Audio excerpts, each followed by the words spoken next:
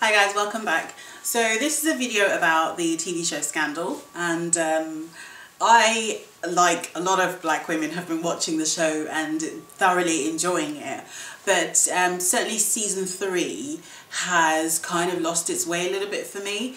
And you know, I see comments on Twitter and Facebook and various other social media sites, Tumblr as well, of people taking issue with Olivia Pope's character development. And in particular, one of the things that they cite is Melly calling Olivia a whore, and a few other people, I think on another occasion that she was called a whore again. I can't remember by who, but you know, people took issue with that. And I think the reason people are taking issue with it is because they're looking at Olivia Pope as somehow supposed to be representative of all black women, and therefore if her character is allowed to be insulted and physically assaulted, as she has been in a couple of the episodes, they take it as an affront to black women as a whole. But I personally don't see it that way, and I recognise that Olivia, or rather Kerry Washington, is the first African-American woman to lead a primetime television show in, I don't know, 30 years or 30 plus years. I recognise that. It's a historical thing, but the way I see Olivia Pope is that she is a character that has been written as almost race neutral. So in a way she's almost devoid of race, even though I know that she's a black woman, obviously, and the inspiration for the character of Olivia Pope is Judy Smith, who was also an African-American woman. Okay, so I understand that, but for me, the way she's been written is very much a woman upon who you could put any complexion on. And the reason I say that is because a lot of the decisions that Olivia Pope makes are not based on her race, and we haven't really explored any issues that she may have had as a child growing up with her racial identity. We haven't really talked about the issue of race in a way in which it impacts on who Olivia is. And I know that throughout the series there have been some references to race, like, you know, when Fitz and Olivia were in the Rose Garden, they talked about Sally Hemings and Thomas Jefferson, and similarly in the more recent episodes there was a reference to Olivia being the help. Now I know that a lot of that is intended to be sort of racially charged, but you could also look at it in a different way as well, because there have been women who have been the mistress to the president, and they too probably went through the sort of crisis of, you know, is he ever going to leave his wife to be with me? And I feel that that's exactly the sort of the scene that was played out in the Rose Garden with Fitz and Olivia talking about Sally Hemings. And similarly in the scene where they talk about Olivia being the help, she is literally and figuratively the help, but I recognise the sort of racial undertones that was sort of written into that particular scene. So I recognised all of that, but I still see Olivia as very much a woman who is accomplished, intelligent, is influential, and is poised, and, you know, she's all of these wonderful things, and then she is black. So she's not black first, she's not African-American first, is how I sort of see and read Olivia Pope. So for me, when she is called a whore, I don't see it as an affront to black women. I see it as that's a wife telling another woman who is sleeping with her husband that she is a whore. And the fact that that woman then, you know, the mistress, doesn't come back with a rejoinder of some description, it kind of says to me that that mistress recognises that what she is doing is wrong, and the wife has a right to be morally outraged at the idea of somebody else sleeping with her husband. That's how I see that particular scene. And also, I don't see Olivia Pope as representative of all black women in all of our complexities, because she's just one representation of African American or black women generally in the world. She's not the representation of black women, because like I said, I don't feel that she is written as necessarily a character whose race drives all of her decision making. So therefore she's kind of almost race neutral for me. But then if I then contrast that with the show Mary Jane is very much a black woman whose character has been written for the consumption of other black women, and obviously the fact that it's on BET kind of, you know, reinforces that point, and it's unapologetically targeting black women and speaking to black women directly.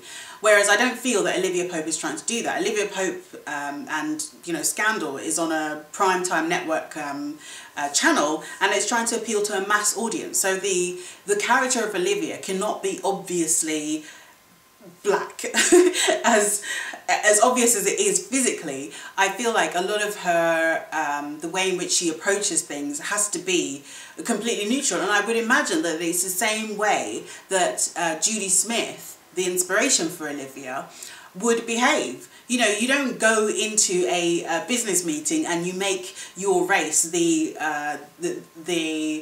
linchpin upon which all of your decisions are made. Whereas in contrast, being Mary Jane is a social commentator. She's a newscaster, and she wants to talk about issues that are specific to black people. And you see her in bed with her head wrap, and you see her with her black family, and, you know, the dysfunction that, you know, some of us have, and I recognise that dysfunction. There's always one cousin in our family one family member who is dysfunctional. So I recognise that. Whereas Olivia Pope's entire family is just not a typical.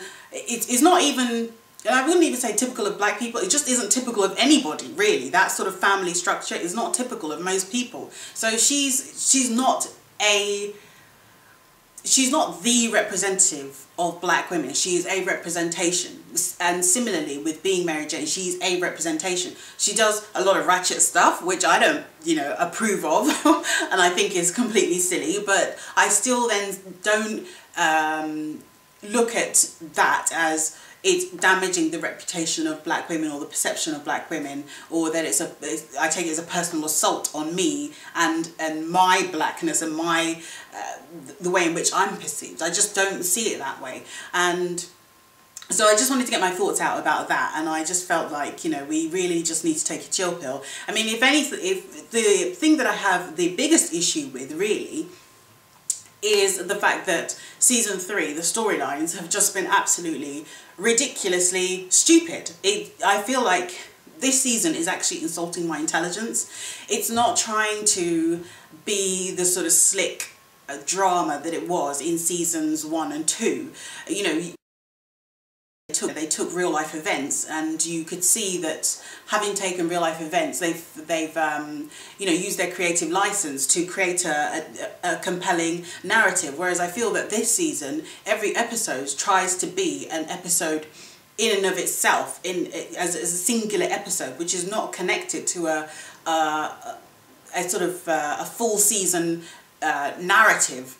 And so that's my biggest issue with season 3, and not all of this sort of peripheral stuff around Olivia being called a whore, and, you know, Olivia being attacked and, you know, insulted by various members of her team. And, you know, this B613 storyline is just so stupid. I mean, this is supposed to be a secret spy agency that somehow everybody knows about, but now is able to be shut down in, you know, in the space of an episode, which looks like it's a day's worth of activity, and suddenly it's shut down. I mean, it just all just seems really, really silly, and I don't like that about season 3. And, you know, when I then think of other shows that are doing something quite similar in terms of being really silly with their storylines, I think of Homeland. And I really liked that show.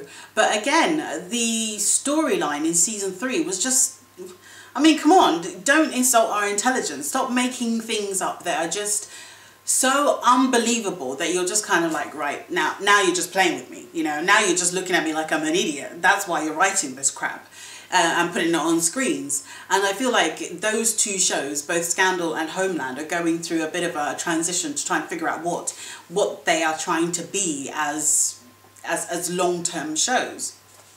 But I will stick with both of them because I think they are fundamentally, at its very core, very good shows. And to then contrast that with House of Cards, which I absolutely love.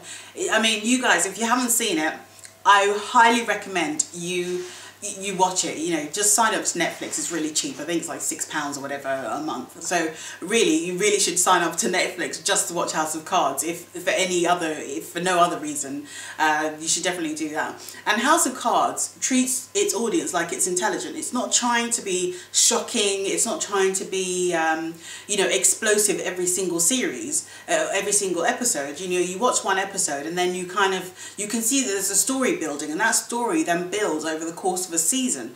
And I like that about House of Cards because it takes you on a journey that makes sense, you know, and everything doesn't have to happen in a day, you know, and in normal life, things don't happen in a day. You don't solve a murder in a day. You don't figure out everything in a day. It takes time. And I feel like House of Cards is recognizing that the audience is not as fickle as I think a lot of TV networks seems to think we are, and it asks you to be patient, and that's what I really like about House of Cards. And I really wish that Scandal would sort of take that as a sort of as a lesson on how to, you know, build up a storyline without insulting the audience. So that's my that's my 2 cents or 3 cents or however much you think that's worth. But yeah, I just wanted to get that out there. But if you guys have any thoughts and comments on Scandal or this video, then drop them in the comment box and I will reply. Thanks guys, bye.